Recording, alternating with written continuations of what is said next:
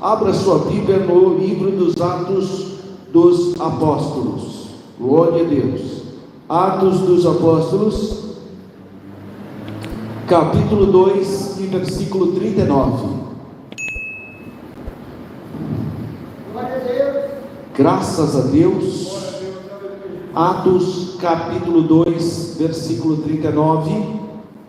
Diz assim a palavra do Senhor: porque a promessa vos diz respeito a vós, a vossos filhos, a todos os que estão longe, a tantos quantos Deus nosso Senhor chamar. Amém, irmãos? Veja que Lucas, que está escrevendo pela direção do Espírito Santo, é o evangelista Lucas que está escrevendo o livro dos Atos dos Apóstolos. E aqui é o discurso de Pedro pós o batismo no Espírito Santo, no dia de Pentecostes, 50 dias após a Páscoa judaica, ali em Jerusalém, deu-se o evento chamado Dia do Pentecostes. É por isso que as igrejas que acreditam na atualidade dos dons espirituais, as igrejas que acreditam que Jesus é o mesmo, que cura ainda hoje, que salva ainda hoje, que batiza no Espírito Santo ainda hoje, que distribui para a sua igreja os dons espirituais, as igrejas que acreditam na atualidade dos dons espirituais, como diz a Bíblia Sagrada, foram denominadas de pentecostais, por causa do evento de Atos capítulo 2, 50 dias após a Páscoa, o Senhor Jesus batizou os crentes no Espírito Santo. E agora Pedro está pregando, após ser impactado, após ser batizado no Espírito Santo em Jerusalém. Pedro está pregando, e no versículo 39 ele diz: porque a promessa vos diz respeito a vós, a vossos filhos, a todos os que estão longe, a tantos quanto Deus nosso Senhor chamar. Portanto, Pedro está declarando explicitamente que a promessa que Jesus fez de revestir os crentes de poder seria uma promessa atemporal, porque ele fala para vocês que estão ouvindo, há 2000 anos atrás, na cidade de Jerusalém, para o público judaico, ele está dizendo para a segunda descendência, ou seja, para a segunda geração, essa promessa é para os seus filhos.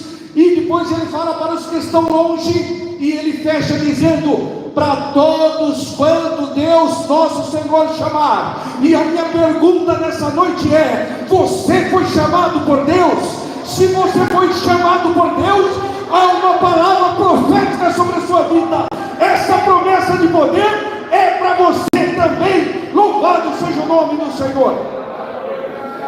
Pastor, que promessa é essa? Abra sua Bíblia em Lucas, Evangelho de Lucas, capítulo 24, versículo de número 49. Evangelho de Lucas, graças a Deus, Evangelho de Lucas, capítulo 24, versículo 49.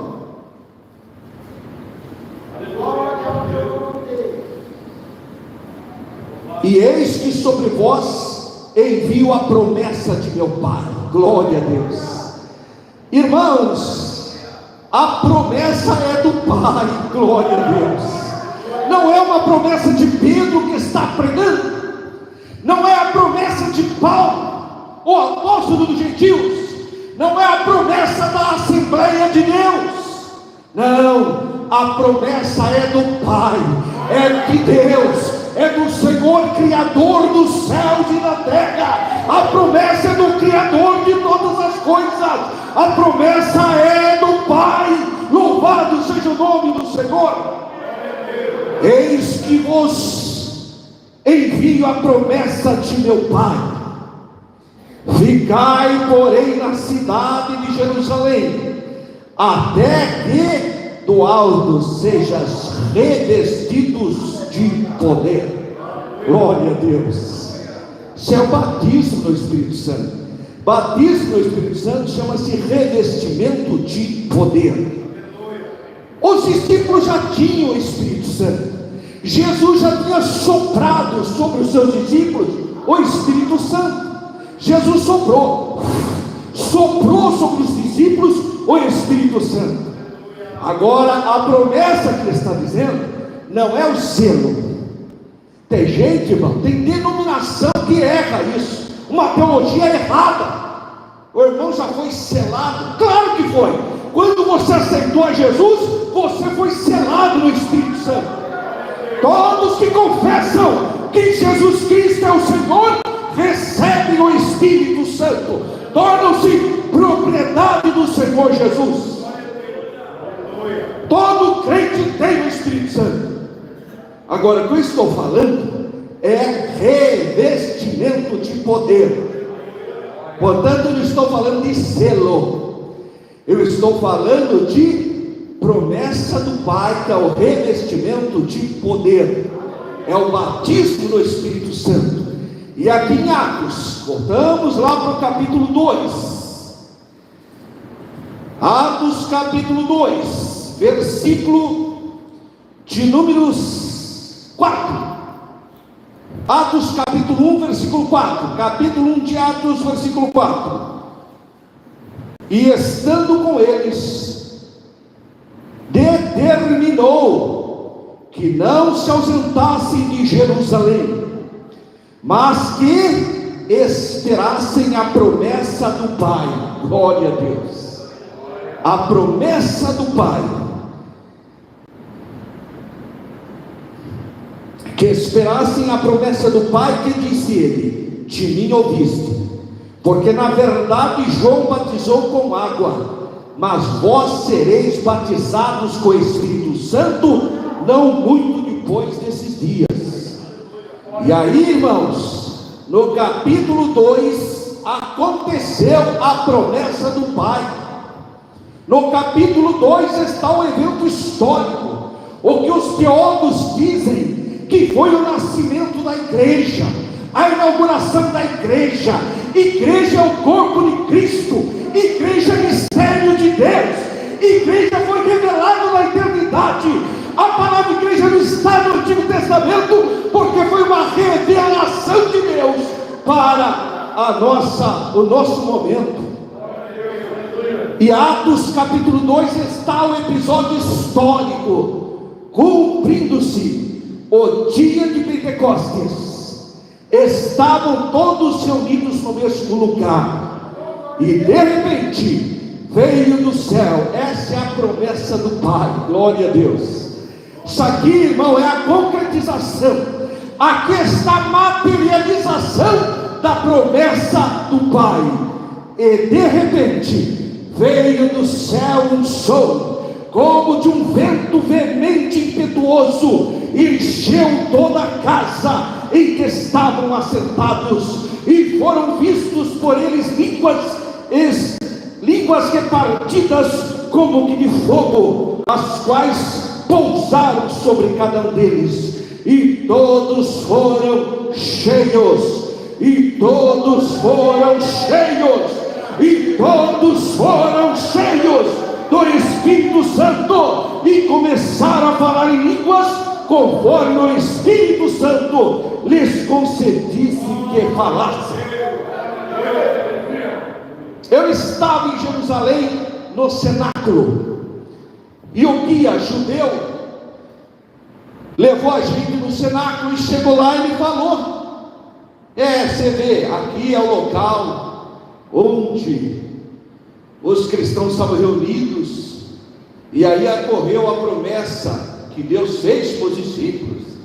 Aí eles receberam a presença do Espírito Santo. Sabe o que aconteceu? A partir daquele momento eles começaram a falar inglês, começaram a falar francês. Eu falei: pode parar, não foi isso não. Ele ficou sem graça, o guia judeu. Falei: não foi isso que aconteceu. Vamos ler o texto? Aí eu li para ele: e todos foram cheios do Espírito Santo e começaram a falar em outras línguas, conforme o Espírito Santo lhe concedia que falasse.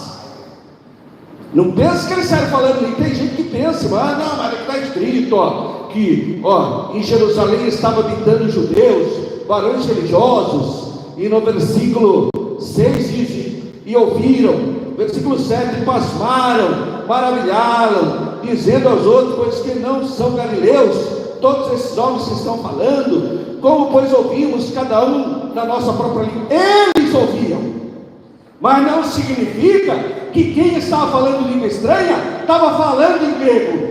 Isso aqui é o Espírito Santo que fazia eles entenderem na sua própria língua, mas não era língua normal, era poder de Deus, e o Espírito Santo falava para o grego, falava para o celta, falava para o bárbaro, mas é o Espírito Santo que estava falando com aquelas pessoas. Não pense que eles aprenderam outra língua, não. E nem a pessoa sai falando inglês, também se fala em outra língua. Isso é língua da carne, isso é língua do homem, isso é língua do seu intelecto, eivado de pecado fala. Mas o que ocorreu aqui foi o poder do Espírito Santo, a promessa do Pai, que revelou para aquelas pessoas as maravilhas de Deus. Só que é sobrenatural. Eles eram galileus, eles não sabiam falar língua coisa nenhuma, mas o Espírito Santo traduzia e falava na língua da própria pessoa. Isso que é coisa espiritual, irmão. Agora vem essas igrejas que não acreditam no sobrenatural de Deus. Não, isso aqui não acontece mais não. Isso aqui é porque tem muita gente diferente em Jerusalém. Por isso que houve necessidade de língua estranha, porque tinha gente lá de todos os povos da face da terra. Então foi por isso. É? Então abra sua Bíblia em Atos 10. Glória a Deus. Atos capítulo 10. Não tem mais gente do mundo inteiro não. Isso aqui é a casa de Cornélio só está a família de Cornélio aqui, Atos capítulo 10. E dizendo, versículo 44. Atos capítulo 10, versículo 44. E dizendo Pedro ainda essas coisas, essas palavras, caiu o Espírito Santo sobre todos os que ouviam a palavra. E os fiéis que eram da circuncisão, todos quantos tinham ouvido com Pedro, maravilhavam-se de que o dom do Espírito Santo se derramasse também sobre os gentios, porque os ouviam falar em línguas e a magnificar a Deus. Aleluia! Porque o dom de línguas é a evidência de que o crente foi revestido de poder, o crente foi batizado no Espírito Santo. A evidência disso é que ele fala línguas espirituais, e a prova está aqui em Atos capítulo 10. Aqui não tem uma multidão, aqui não tem povos de todo mundo, aqui só tem uma família, a família do Cornélio. E mesmo assim, quando Jesus batizou com o Espírito Santo, ouviu-se falar em línguas. Louvado e engrandecido seja o nome do Senhor.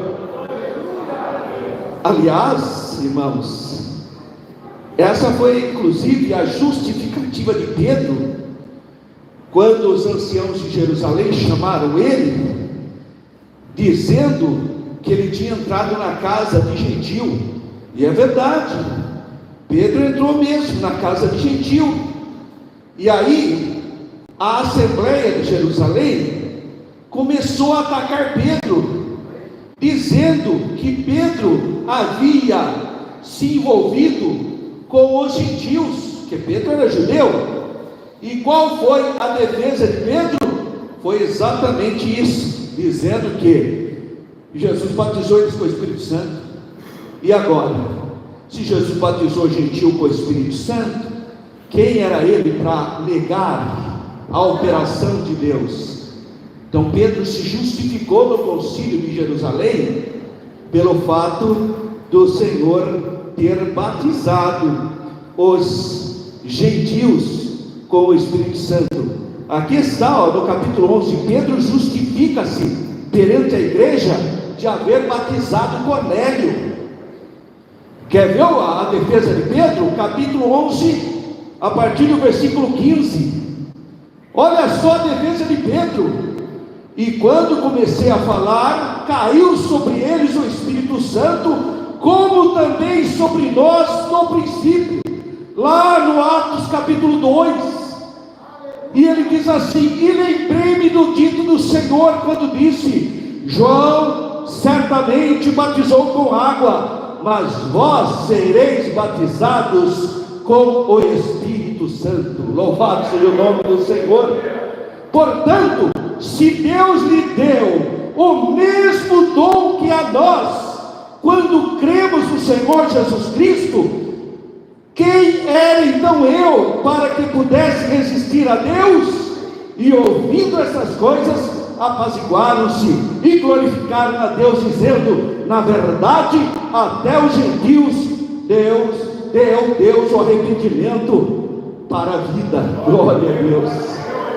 Irmão, igualzinho que aconteceu em Atos 2, no dia de Pentecostes, que eles falaram línguas estranhas, aconteceu também na casa de Cornélio. Só que na casa de Cornélio não tinha ninguém, não precisava de línguas estranhas, porque não tinha estrangeiro, não tinha nada.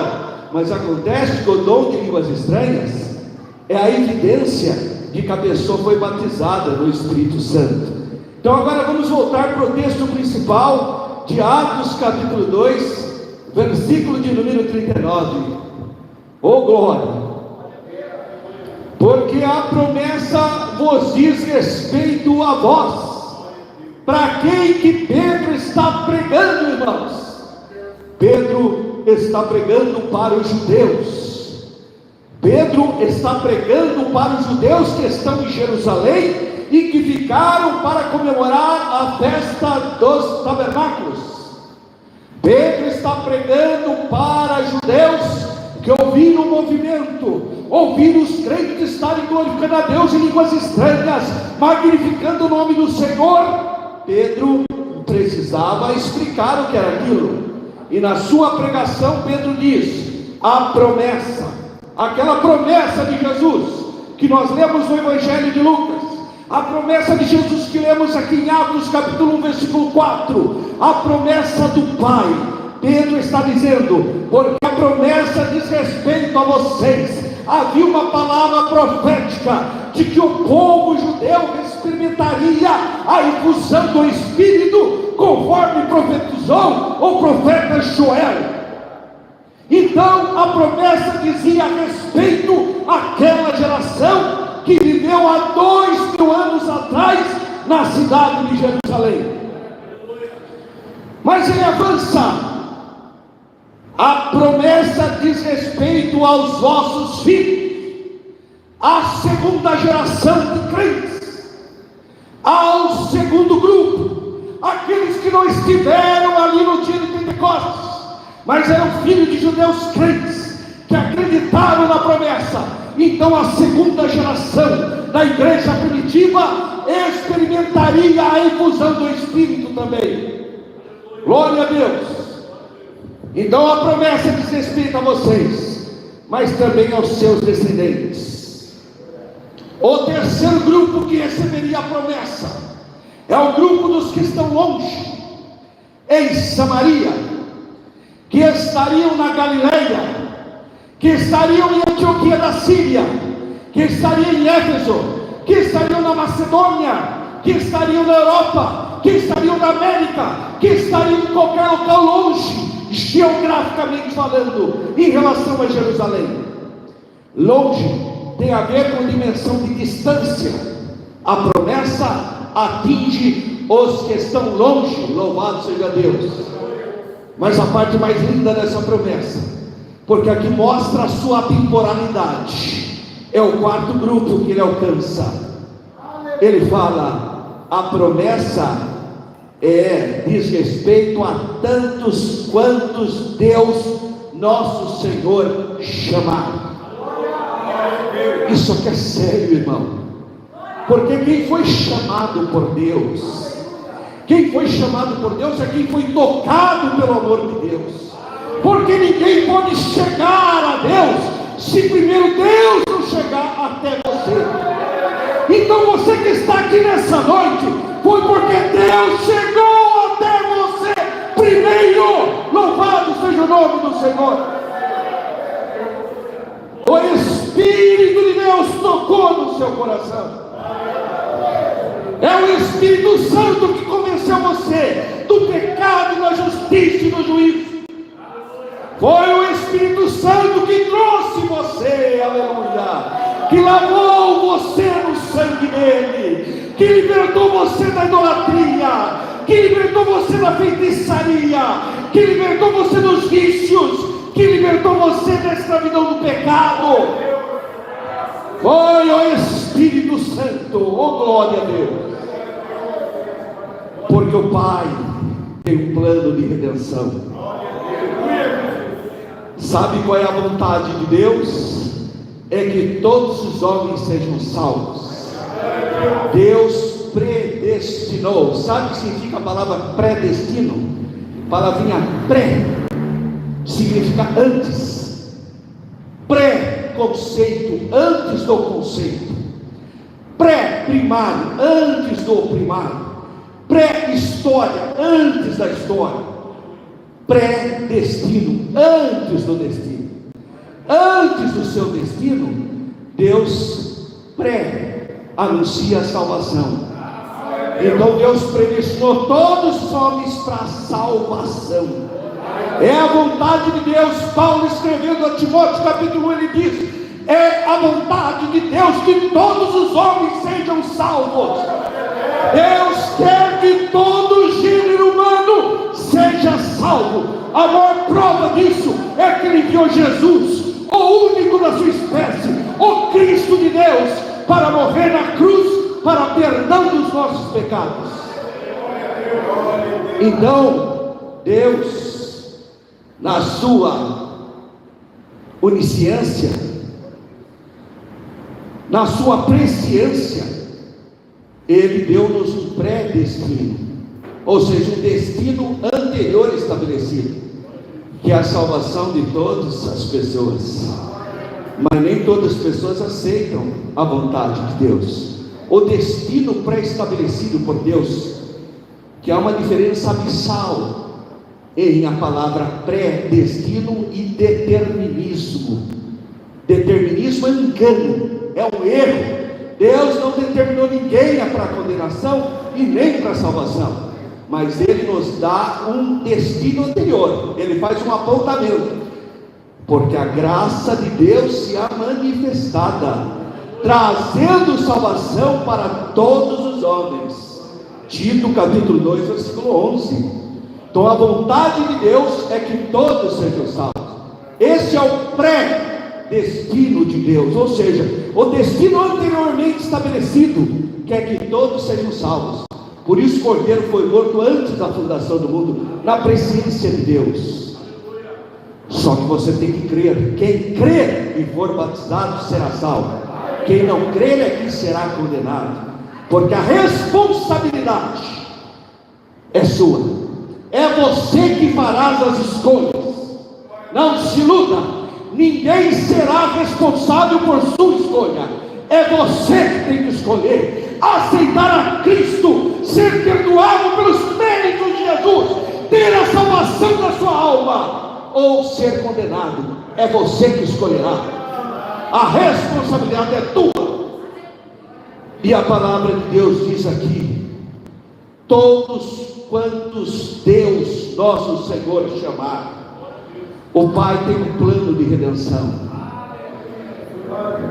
O Filho, glória a Deus, que está no seio do Pai, se fez carne, se esvaziou da sua deidade, não se apegou aos atributos divinos para vencer o pecado, para vencer Satanás, mas Jesus venceu o diabo e venceu o pecado como homem.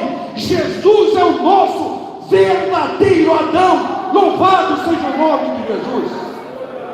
Se por um homem o pecado entrou, nós temos um novo homem, Jesus Cristo nosso Senhor.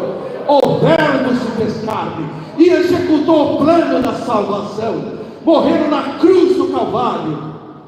Mas quem nos convence dessa verdade? Quem nos convence desse amor do Pai? Quem nos convence da obra expiatória do Calvário é a pessoa do Espírito Santo. O Espírito Santo que governa a igreja, o Espírito Santo que trouxe você nessa noite, nesse culto de adoração, é o Espírito Santo, o Senhor e o guia da igreja. Louvado seja o nome do Senhor. Portanto, a Trindade, Pai, Filho e Espírito Santo é fundamental para a nossa redenção. Louvado seja o nome de Jesus. Glória.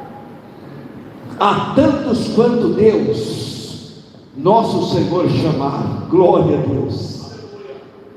Se você foi chamado por Deus, meu irmão, você tem que buscar o poder pentecostal para a sua vida. Não se conforme em ter uma fezinha, em ter uma vidinha, em ter viver aí encolhidinho, intimidado pelas forças malignas. Não, tem promessa sobre a sua vida, aleluia. Há promessa sobre a sua vida, meu irmão. Há promessa sobre a sua vida, minha irmã. Poder do Espírito Santo, poder para vencer a carne, poder para vencer o mundo, poder para vencer. Louvado seja o nome do Senhor. São 9 os dons espirituais, conforme escrito aqui em 1 Coríntios capítulo 14. Glória a Deus.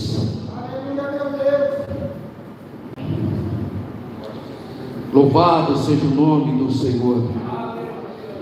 Capítulo 12. São 9 os dons espirituais. Glória a Deus.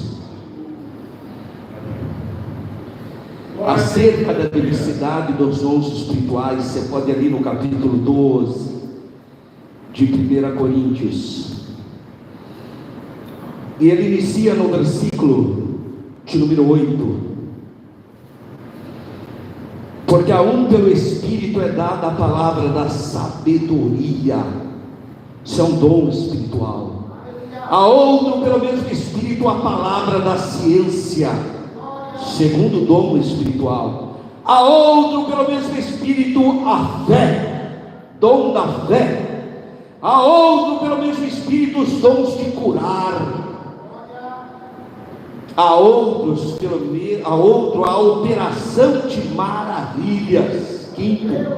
A outro o dom da profecia. 6. A outro o dom de discernir espírito. 7. A outro o dom de variedades de língua. 8. E a outros o dom de interpretação de línguas. 9. 9 dons espirituais. E tem gente que está passando fome, pessoas que estão passando sede de Deus. Eu já disse para essa igreja a história do homem que comprou um bilhete de navio transatlântico para sair da Europa para ir para a América. Ele comprou o bilhete e foi, fez o lanchinho dele, encheu a mochila dele de lanche e foi.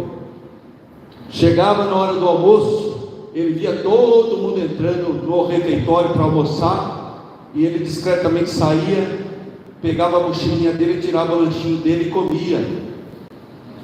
À noite via todo mundo entrando para jantar, aquele cheiro gostoso, mas ele era pobre, ele falou: eu não tenho condições. Aí ele ia quietinho lá e comia o lanchinho dele, até que acabou o lanche dele, e ele morrendo de fome, aquele cheiro maravilhoso que saía do refeitório, e ele viu todo mundo entrar e ele lá padecer necessidade, fome, uma fome tremenda. E o marinheiro sempre observava que aquele moço não almoçava, não jantava. Ele começou a ficar preocupado. Então ele chegou para aquele moço e falou: meu filho, eu tenho observado que você não tem ido jantar e nem almoçar, nem tomar o café da manhã. O que está acontecendo, meu filho? Ele olhou para aquele marinheiro e falou: meu senhor, eu não tenho dinheiro. Se eu tivesse, eu ia lá também, mas eu não tenho. Então, eu levei esse lanchinho, fiz lá o meu lanchinho, mas agora acabou e eu estou com muita fome, mas eu não tenho dinheiro. Por isso que eu não fui almoçar, nem jantar, nem tomar café. Aquele marinheiro falou assim: me dá aqui o seu bilhete. A hora que ele deu, eu falei: olha, está tudo incluso. Quando você comprou o bilhete para a viagem, estava incluso o café da manhã, o jantar e o almoço. Eu quero que você saiba nessa noite, que quando você aceitou Jesus como Salvador, está incluso os dons espirituais. Essa é a promessa do Pai. Você foi salvo, mas há dom de cura aí para a sua vida. Você foi salvo, mas há dom de maravilhas aí para a sua vida. Você foi salvo, mas há dom de cura, de profecia, de variedades de línguas, de milagres, de poderes extraordinários. Tudo está incluso na promessa do Pai. Receba poder, receba graça, busque o batismo no Espírito Santo. Essa é a promessa do Pai para a sua vida. Está, glória a Deus, dentro da promessa para você. Pare de passar fome espiritual, pare de passar necessidade ao banquete espiritual para você. Vem cear o Mestre chama, vem participar das bênçãos da parte de Deus. Jesus quer te batizar com o Espírito Santo. Jesus quer te dar poder. Jesus quer te dar renovação espiritual. Busca o batismo no Espírito Santo. Busca os dons espirituais.